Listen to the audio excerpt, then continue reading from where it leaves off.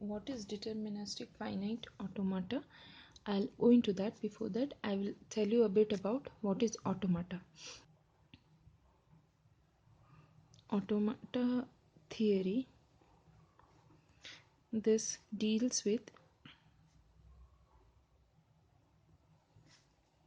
machines that can execute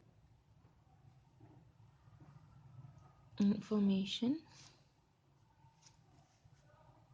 by itself without human help. So that is what is automata. Okay, and automata theory deals with the theoretical part of how it happens. Okay, now there are two basic important points that is to be noted over here. First thing is, automata has very small control unit. It doesn't have memory.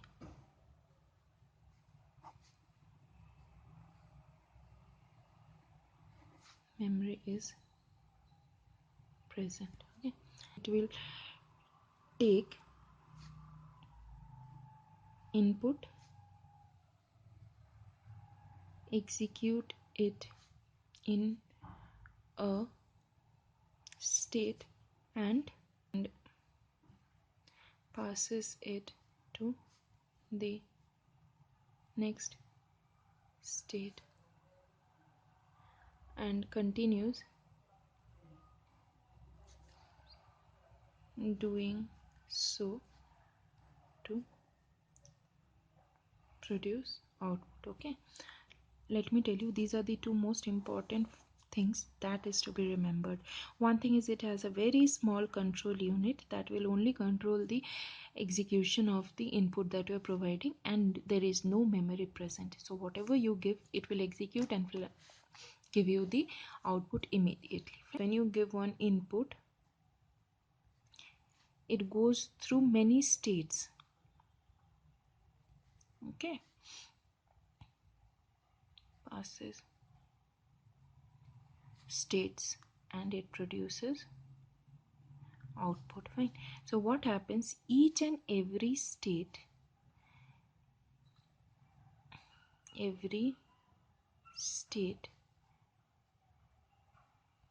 waits for the input.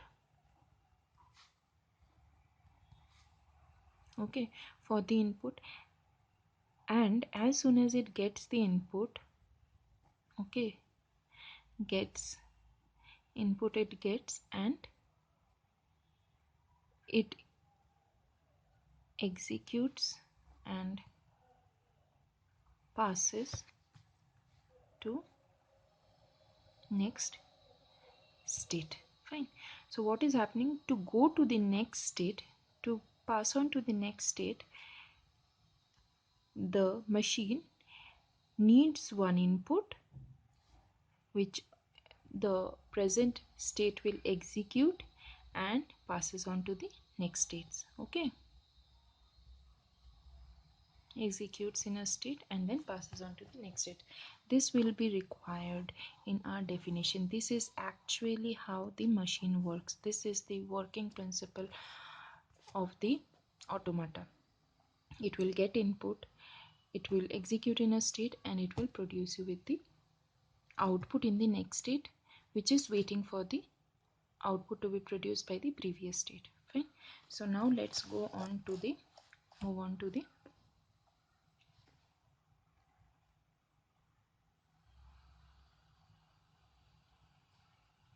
deterministic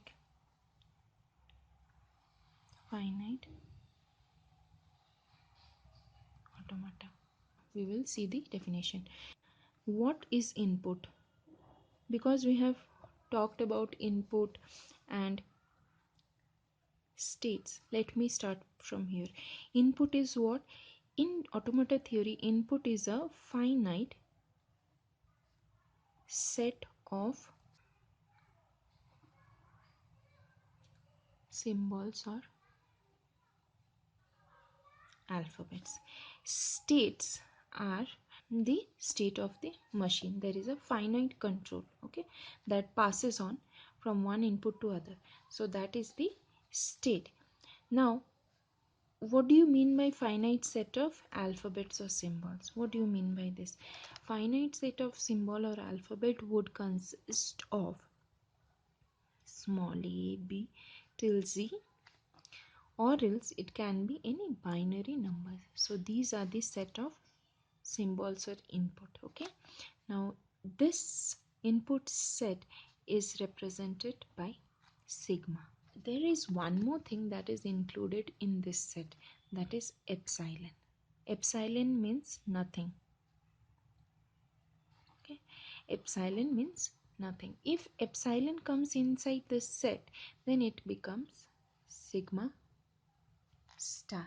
That means sigma or sigma star is the set of input symbols or alphabet that is provided to the states, and this sigma star would consist of nothing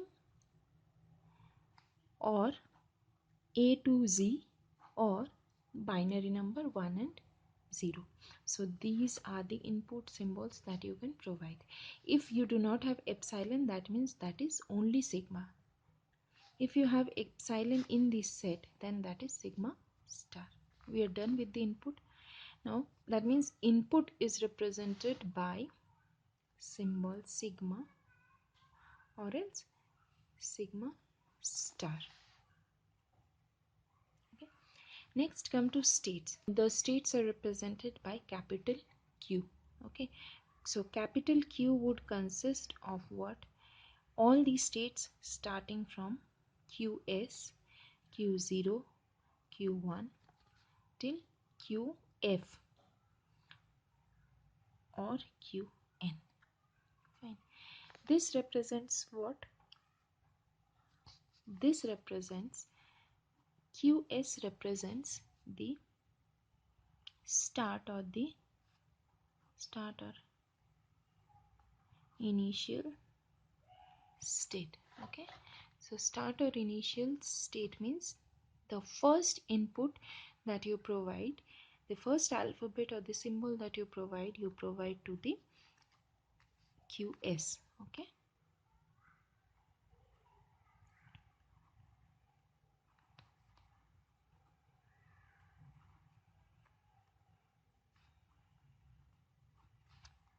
okay, you provide it, then it gets executed through the number of states that it requires to execute the input, and finally it will be producing you with the output in one state, and that state is known as QF or the final state.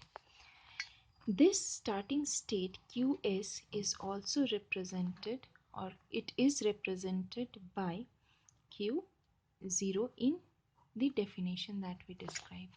Final state is represented by capital F. We have seen in the definition of automata that input, that is sigma, I'll represent the input now or the input symbol by sigma now. Input when provided to a state, that is represented by Q. Q executes on that input. Okay, executes on the input symbol that is provided, and then it will produce one output that will help it to move to the next state. Fine. And that output will be again executed on by Q next. Is it clear? That means what? To move on or to keep on executing, you need the state to execute on the provided symbol or the provided input.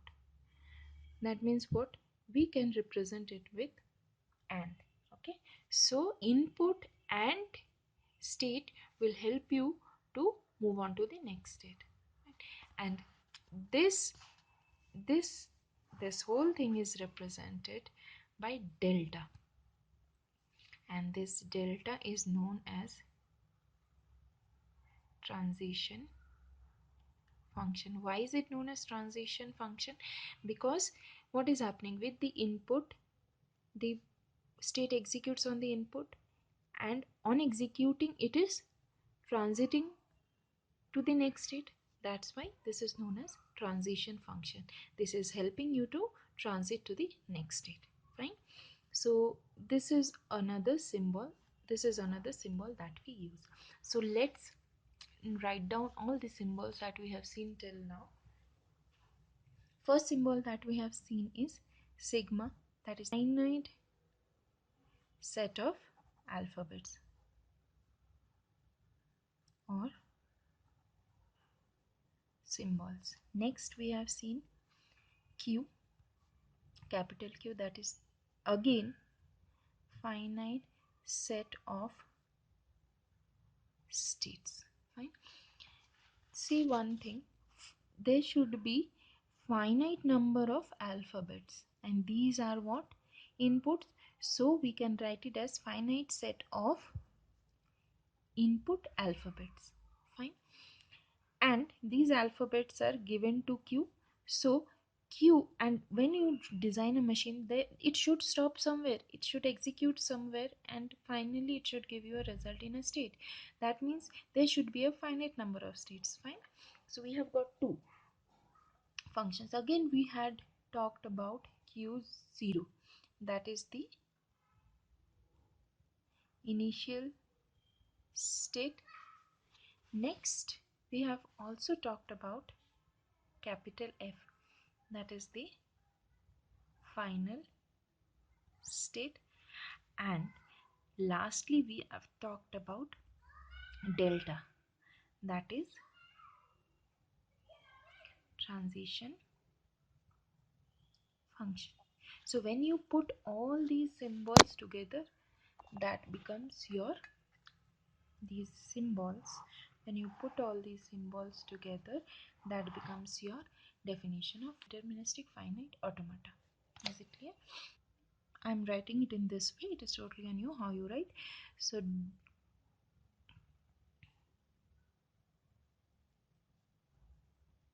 deterministic finite automata or DFA is that a machine that has 5 tuples. One more thing, what is tuple? These 5 symbols that we've used here are known as 5 tuples. Okay, has 5 tuples, namely sigma, q. Sigma is the set of inputs, q is the states, set of finite states, q0 is the initial or the first state, f is the final state that will provide you with the output, and lastly delta. Okay, where now you have to first explain delta. That is like, delta is what? It is a transition function taking input in one state and moving on to the next state. Okay, where delta is this. After you do this, you have to explain each and every symbol individually. Now you write sigma is finite set of input symbols, q is finite set of finite set of states, q0 the initial state, f final state, and delta is transition function. Hope it helped you. Thank you.